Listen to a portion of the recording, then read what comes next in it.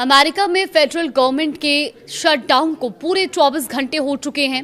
Congress funding bill को लेकर किसी सहमति पर नहीं पहुंच पाई और रात 12 बजे के बाद से कई सरकारी विभाग और एजेंसियां बंद होने लगी। इस बीच तुरंत शटडाउन खत्म करने का एक प्रस्ताव सीनेट में लाया गया, पर वहां जरूरी समर्थन नहीं मिल पाया। नमस्कार, आप देख रहे हैं न्यूज़ 18 का डिजिटल प्लेटफॉर्म और मैं हूं आपके साथ जागृति खंतवाल। अमेरिका में 24 घंटे में आखिर क्या क्या हुआ, इसकी बात करें तो सबसे महत्वपूर्ण बात यह है कि डेमोक्रेटिक सांसदों ने ACA सब्सिडी के विस्तार की मांग पर अड़े रहने का फैसला जारी रखा है, जबकि राष्ट्रपति डोनाल्ड ट्रंप और रिपब्लिकन नेता उस खर्च को मंजूरी देने से इनकार कर रहे हैं। यही असहमति शटडाउन की सबसे बड़ी वजह बनी हुई है। शटडाउन के बाद से व्हाइट हाउस और उपराष्ट्रपति JD वेंस लगातार चेतावनी दे रहे हैं। उपराष्ट्रपति JD वेंस अचानक व्हाइट हाउस की एक प्रेस कॉन्फ्रेंस में पहुंच गए। उन्होंने चेतावनी दी कि अगर ये टकराव कई दिनों या हफ्तों तक चला तो फेडरल कर्मचारियों की छटनी करनी पड़ सकती है। उन्होंने प्रेस ब्रीफिंग में भी कहा कि मामले के खींचने पर नौकरियां जाने का असर अस्थायी नहीं रह सकता। व्हाइट हाउस की प्रेस सेक्रेटरी कैरोलिन लोविट ने ये भी माना है कि एजेंसियां कटौती की तैयारी कर रही हैं और छटनी नजदीक मानी जा रही है।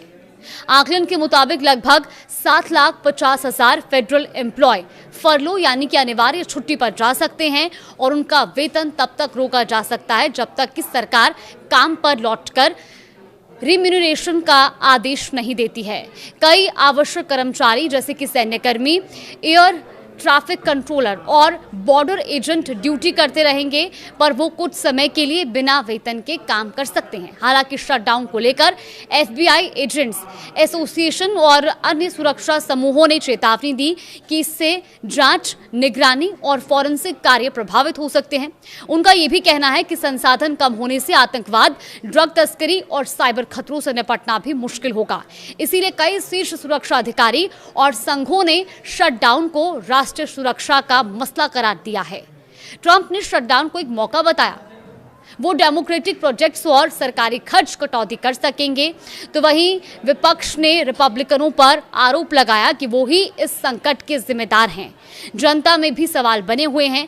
एक हालिया पोल की अगर हम बात करें तो उसमें 38% लोगों ने रिपब्लिकनों को दोषी माना, 27% ने डेमोक्रेटिक्स और 31% ने इन दोनों ही पक्षों को जिम्मेदार बताया है।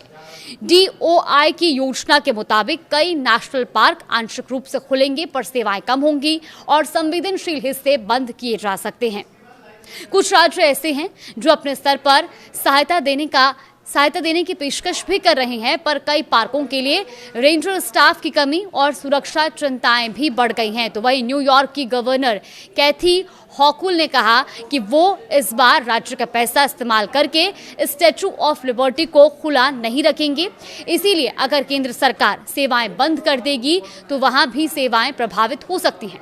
हालांकि ये खुला जरूर रहेगा। नेशनल गार्ड के कुछ हिस्से जिन्हें पोलैंड और अन्य शहरों में तैनात किया जा सकता है, वो ड्यूटी पर रिपोर्ट करेंगे, पर उनकी तनख्वाह शटडाउन खत्म होने तक रोकी जा सकती है। यानी वो काम करेंगे पर उन्हें पेमेंट देरी से मिलेगी। DHS का कहना है कि जटिल वित्तीय कामों के बीच में CPB यानी कि custom and border protection tariff revenue बटोरना जारी रखेगा, ताकि व्यापार और सीमा प्रक्रियाओं में पूरी तरह से रुकावट ना आए। हालांकि स्टाफ की कमी से ये प्रक्रियाएं धीमी जरूर हो सकती हैं। कांग्रेस के दोनों सदन आगे बहस करेंगे, पर सीनेट में 60 वोट चाहिए थे, जो इस बार नहीं जुट पा रहे।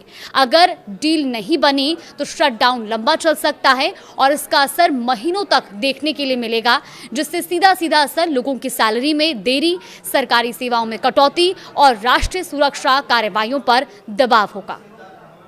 फिलहाल देश और दुनिया की तमाम बड़ी खबरों के लिए देखते रहिए न्यूज़ 18।